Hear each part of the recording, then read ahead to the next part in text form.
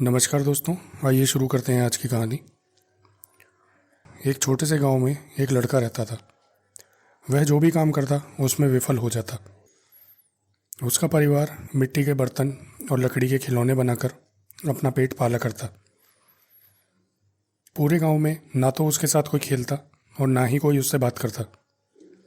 उसकी गरीबी के कारण सभी उसका मजाक उड़ाते। एक दिन उसके परिवार को कुछ सामान घर से दूर शहर की एक दुकान पर जल्दी पहुंचाना था, परंतु काफी प्रयास के बाद भी जल्दी जाने के लिए कोई साधन नहीं मिला। लड़के के माता पिता काफी परेशान थे कि यदि सामान समय पर नहीं पहुंचा तो उन्हें काफी नुकसान होगा। रोजाना की तरह लड़का गांव में घूमकर अपने घर पहुंचा। ने अपने पिता को परेशान देखा और कहा कि आप परेशान ना हो, सामान मैं पहुंचा दूंगा। लड़के के पिता ने गुस्से में कहा, क्या दौड़ कर दे आओगे? तुम बस गांव में घूमो और मुफ्त की रोटियां तोड़ो। लड़के को यह बात बहुत बुरी लगी। उसने कुछ सोचा और अपने पिता को कहा कि हाँ, दौड़ कर ही देकर आता हूँ। यह कहकर लड़के ने सभी सामान टोकरी में रखा और शहर की ओर दौड़ लगा दी। जब वह गांव से गुजर रहा था तो गांव के लोग उसे देखकर हंस रहे थे और उसे मूर्ख बोल रहे थे, लेकिन लड़का निश्चय के साथ दौड़ता चला जा रहा था। उसे किसी की कोई परवाह नहीं थी। दौड़ते दौड़ते वह उस स्थान पर पहुंच गया जहां उसे सामान देना था। वह काफी थका हुआ था, लेकिन संतुष्ट भी था कि उसने सामान को सही समय पर पहुंचा दिया है। आज की घटना से उसने अपने अंदर छिपी एक प्रतिभा को पहचान लिया था। लड़के के अंदर अब सफलता को प्राप्त करने का अंकुर फूट चुका था। वह लड़का सफलता का बहुत भूखा था और उसके लिए जीतना ही सब कुछ था। एक दिन गांव में दौड़ प्रतियोगिता का आयोजन हुआ। वह भी अपना नाम प्रतियोगिता में शामिल कराना चाहता था। पहले तो किसी ने भी उसे उसमें भाग लेने की अनुमति नहीं दी, परंतु फिर भी उसके काफी कहने पर उसे भाग लेने दिया गया। सभी ने सोचा कि यह कौन सा जीत जाएगा। प्रतियोगिता देखने के लिए भारी भीड़ उमड़ी। उस प्रतियोगिता में उस लड़के का मुकाबला अन्य ताकतवर लड़कों से था जो बहुत सी दौड़ जीत चुके थे। दौड़ शुरू हुई तो ऐसा लग रहा था कि वह जीत नहीं पाएगा, क्योंकि उसका मुकाबला पेशेवर दौड़ लगाने वालों से था। लेकिन आखिरी राउंड में उसे लगने लगा कि वह फिनिशिंग लाइन बराबरी पर पार कर लेगा। लड़के ने अपने दृढ़ संकल्प और शक्ति को इकट्ठा किया और पूरी ताकत लगाकर जीत की रेखा को पार कर गया। उसका प्रथम स्थान आया। भीड़ खुशी से झूम उठी। सब जगह उसकी जय जयकार होने लगी। लड़के ने भीड़ की ओर अपना हाथ हिलाकर उनका धन्यवाद किया। अब लड़के को अपने ऊपर बहुत गर्व और सम्मान महसूस हो रहा था। कुछ समय बाद शहर में एक और प्रतिस्पर्धा का आयोजन हुआ।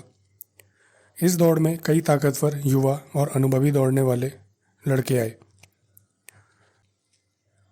दौड़ शुरू हो गई। लड़के ने फिर अपनी शारीरिक और मानसिक ताकत को इकट्ठा किया और एक बार फिर पहले स्थान पर रहा। भीड़ फिर से खुश हो गई और लड़के की जय जयकार करने लगी। इसी प्रकार लड़के ने कई प्रतियोगिताएं जीती और अपना, अपने परिवार और गांव का नाम रोशन किया। अब पूरा गांव उस लड़के का सम्मान करने लगा। वह जहां भी जाता लोग उसका स्वागत करते।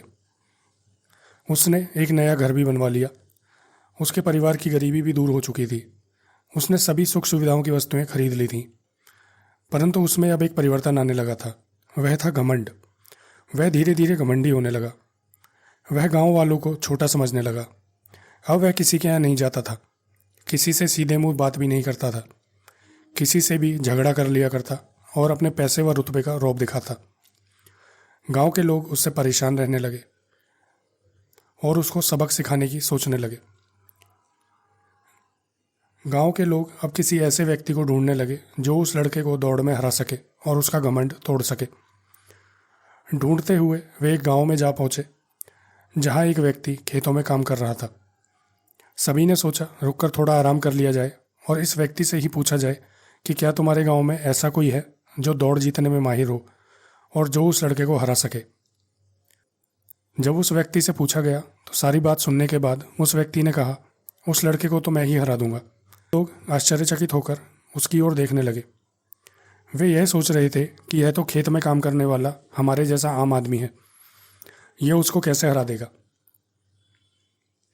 उस व्यक्ति ने कहा कि आप सभी निश्चिंत होकर जाएं, मैं प्रतियोगिता वाले दिन आपके गांव में पहुंच जाऊंगा और उसको हरा कर ही आऊंगा। ऐसा ही हुआ।